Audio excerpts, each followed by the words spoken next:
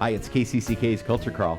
I'm Dennis Green, and my guests today are from the upcoming Kirkwood Community College production of the play Silent Sky. Reuben Thomas is here. Reuben, thanks for being here. Hi. Madeline O'Donnell. Hi, thank you. And Lyova Merkle. Hi, happy to be here. Yeah, nice. You're all Kirkwood students? Yes. Yes. And I've had the pleasure of seeing some, if not all of you, in past productions. And you're all great, so I know this is going to be great. Who wants to start with the back of the paperback synopsis of Silent Sky? All right. So this story is about, we follow Henrietta Leavitt, and she is sort of, it's her story of how she calculates in this time of the early 1900s. She is calculating gets hired at Harvard to then become what is called a computer, where these group of women work in this office to calculate the stars. And this is a whole story about how the women who work as computers and sort of the men, come in and they take the ideas for their own.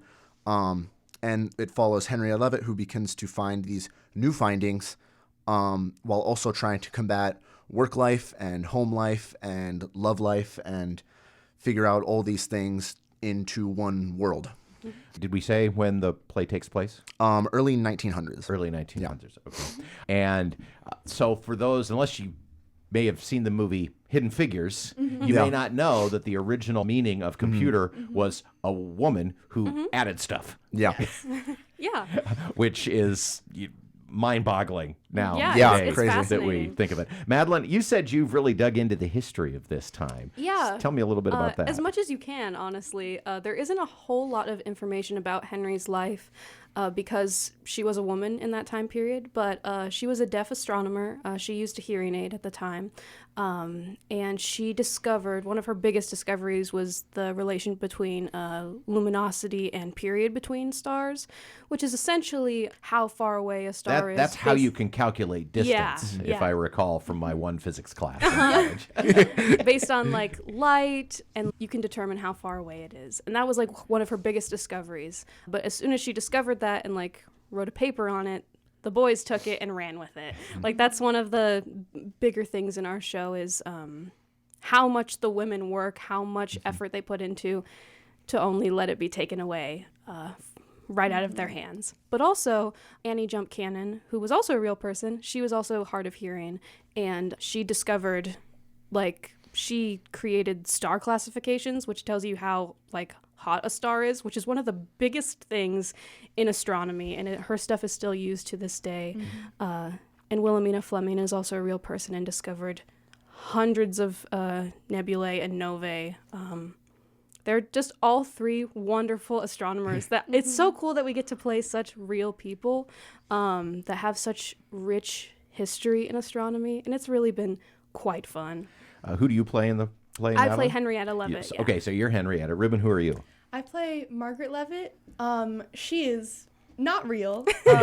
She's Based on real characters. Based on real people. Because I know Henry had a few siblings. Quite a few, yeah. But in this, it only shows her having one sister, which is me, which is fun. Which is you. I love getting to play your sister. Oh. I also love playing your sister. And Lona, how about you? I play a character named Peter Shaw, who is, in the show, it described there's 4 women and 1 man. And Peter is like a love interest towards Henry, not based on a real person, but based on the men in that sort of time period. And I very much am the challenger, where I challenge the thoughts. I'm constantly, very not open to these new ideas. And it's sort of just I am very wrong in a sense. So That's a lot of people wrong. Oh, yeah. Somebody, everybody's the hero of their own story. Exactly. But somebody's got to be wrong. Exactly. And it's going to be Peter Shaw. Yeah. Reuben, as you were kind of coming into this and reading the script and stuff, what has changed in your mind between the time you first picked up the script and now are digging into the rehearsal process and getting to know your character? I think it's okay. So Margie's character, her name is Margaret. Everyone calls her Margie. There's a little bit of not necessarily conflict but is kind of a character foil for Henry, because Henry at the start of the play is like, I'm going to Harvard, I'm going to go out and do all of these things and study math, do science stuff, which at the time for women was kind of unheard of. And she asks Margie, like, come with me. And Margie's like, I can't, because if you're leaving, I have to be the one to stay and help run the house. And a lot of it is just her staying in place. And what I like about Margie that I've kind of got to sit with over these past few months is she loves music and she loves to play piano. She helps with music at her church. Even though she stays in place, she gets to have such a rich life.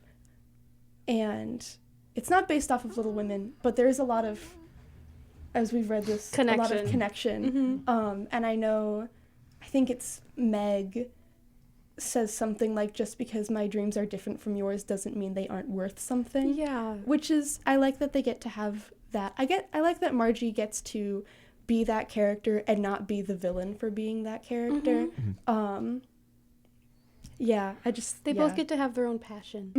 Right, and both are honored. Yeah, because women that stayed at home and helped to run farms and keep families in order, they were still doing a lot of work, which I think sometimes doesn't always get remembered. But I like that Margie gets to be remembered as a woman that was keeping a household and a family together at the time. Madeline, your character is hard of hearing. How are you working that into your character and preparation, and how does that change maybe this from other parts you've done? Well, it's very fascinating, and I'm very fortunate that I already know a little bit of American Sign Language.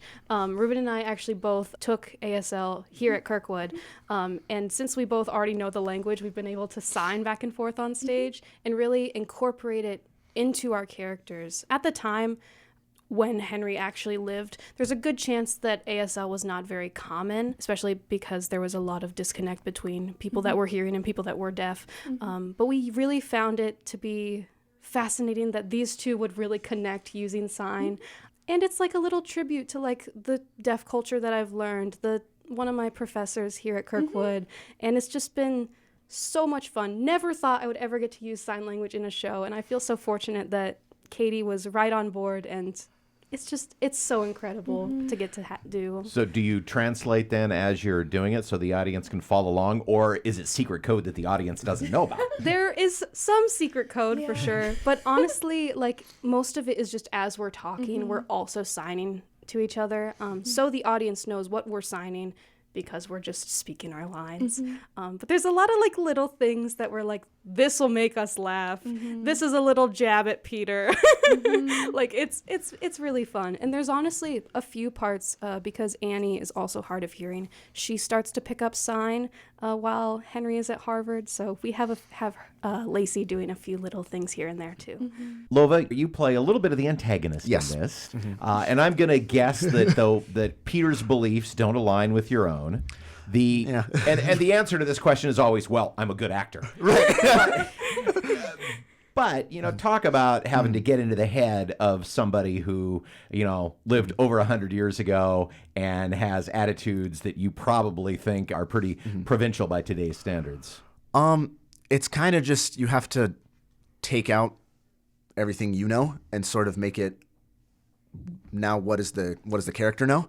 I know, especially with sort of the beliefs of like what was correct in that time of like science, especially just with the lines, because there is a scene where he is explaining to the class of like, this is what we know of the universe, and it's very wrong, saying how like the universe is everything in our Milky Way galaxy, that's the extent of our universe, that's all it is, there's nothing greater, and that's it, and that's all we know. And it's just being very, from sort of an acting standpoint, being very confident, knowing like, yeah, it's wrong, but just like, this is what I know, this is how I'm going to portray what I know, and just having no other belief system. And if being told otherwise, just being like, that's outlandish, there's no way that's correct. The play is Silent Sky, and it goes up at Kirkwood Community College in Ballantyne Auditorium, March 28th through the 30th, right? Yes. Friday and Saturday evening shows and a Sunday matinee? Yes. Okay. And if you want tickets, you can get those on the Kirkwood website, which is kirkwood.edu/Ballantyne.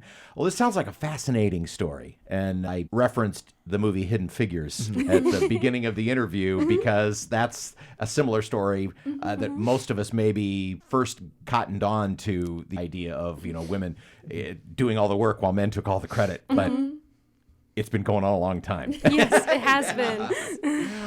What a fun play. This sounds like you all have really, really dug into it. Reuben, you said before we rolled tape on the interview that you've been reading it like every night. Yeah, between getting the script in my hand and then first night of rehearsals, I read it like every night. Yeah.